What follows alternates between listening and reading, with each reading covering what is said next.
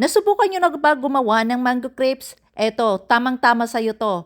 Napakasarap nitong pang-merienda at pwedeng-pwede rin naman itong pang-almusal. Mango crepes ang gagamitin natin ngayon. Pwedeng-pwede ito sa iba-ibang prutas na pwede nating ilagay dyan. At siguradong sigurado ako na magugustuhan ito ng mga kids nyo dahil pwedeng-pwede natin ito lagyan ng Nutella, peanut butter, jam at iba pa. Kaya tara, umpisahan na natin. Ihahanda lang natin ang lahat ng mga ingredients. Maglagay lang tayo ng 2½ cups na cake flour. Sasalain lang natin ito. Sisiguraduhin natin na talagang masasala natin itong mabuti kasi minsan may mga buo-buo yung mga harina. Kaya mas maganda kasi pag sinala ito. 2 bisis natin gagawin ito.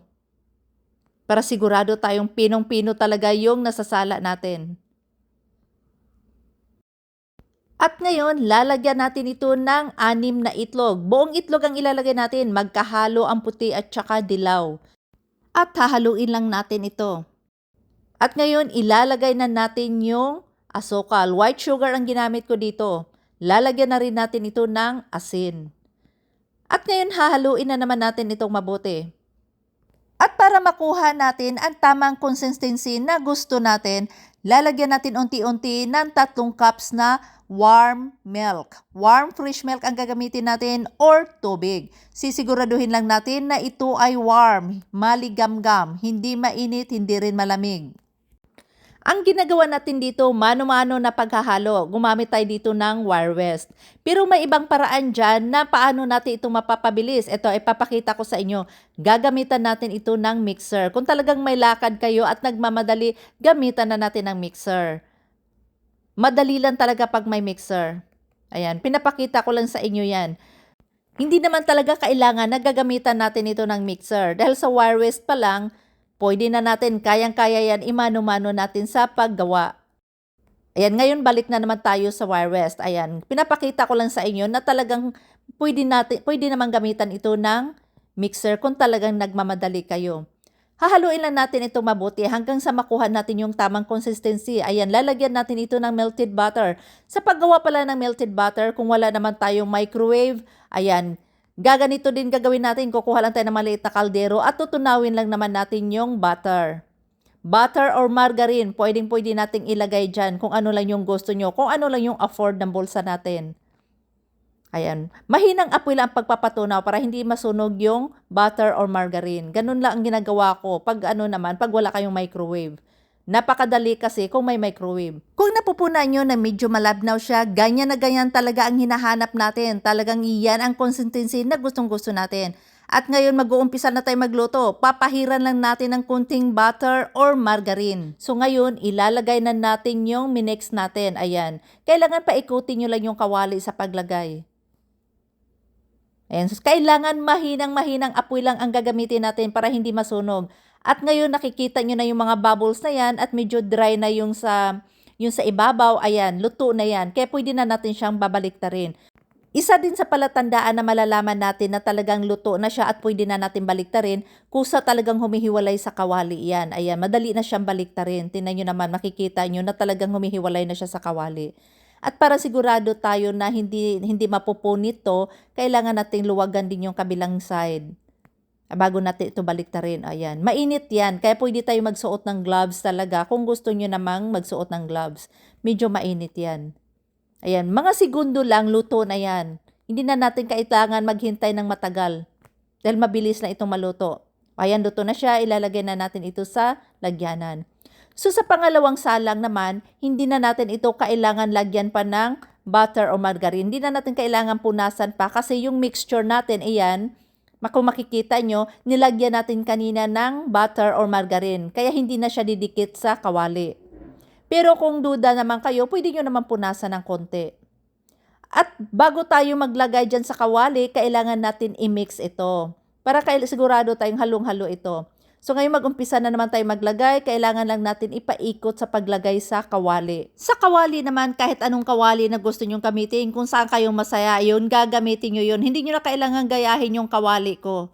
Kaya kung ano lang yung mayroon kayo sa kusina, pwedeng-pwede na yan. At ito naman, gumamit lang ako ng 1/2 cup na measuring cup dito.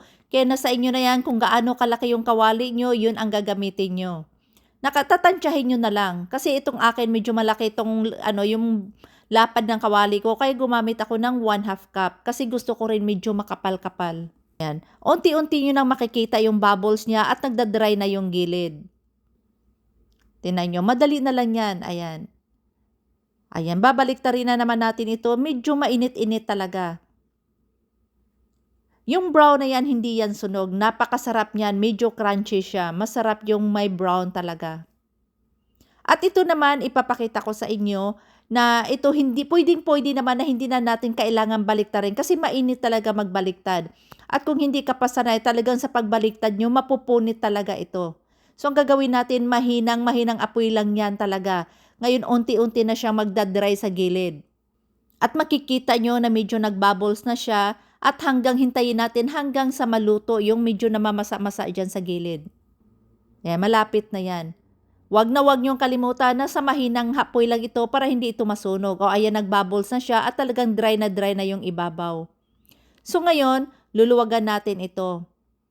And pwedeng-pwede nyo nang hindi baliktarin yan. Kung talagang mahirap magbaliktad, hindi na kailangan baliktarin nyo pa. Basta siguraduhin nyo lang na naluluto yung ibabaw. So ayan, tingnan nyo, iyan yung niluluto natin na hindi binaliktad. Wala talagang pagkakaiba kung babaliktarin nyo naman o hindi babaliktarin. Yung kulay lang talaga na ang kabilang side, kulay puti siya, yung kabila brown. Pero nasa inyo naman yun. Pariho namang luto yan. So ngayon, lulutuin lang natin ito. Sa pagluluto naman nito, kung makikita nyo, may gap siya. So, pag nangyayari sa inyo to na may na-miss kayo na hindi nyo nalagyan dahil sa pag-ikot, medyo nagkamali kayo ng ikot, okay lang yan. Pwede natin dagdagan yan. Walang problema. Ayan, kunting dagdag lang yan. Ayan, hintayin lang natin na maluto yan. Kasi yung paglagay natin sa may gap, medyo kumapal yan siya dyan. Kasi hindi na natin siya napaikot kanina ang kawali. Hindi na siya napasama. Dahan-dahan lang ang pagkatuyo niyan at dahan-dahan din ang pagkakaroon ng bubbles. Kaya kunting tiyaga sa paghihintay lang dahil talagang segundo lang yan. Kahit ako hirap na hirap ako magbaliktad, talagang mainit naman talaga. Kaya hindi na natin kailangan talagang baliktarin or nasa inyo na yan kung anong choice nyo. Ayan, medyo siya, medyo puti pa to, pero nasa inyo na yun. Kung gusto naman siya ng konting brown, pwede ka maghintay ng ilang segundo. Ayan, lulutuin lang natin ito hanggang sa maubos natin. Ito, hindi ko ito babaliktarin. Ayan, so medyo brown talaga siya.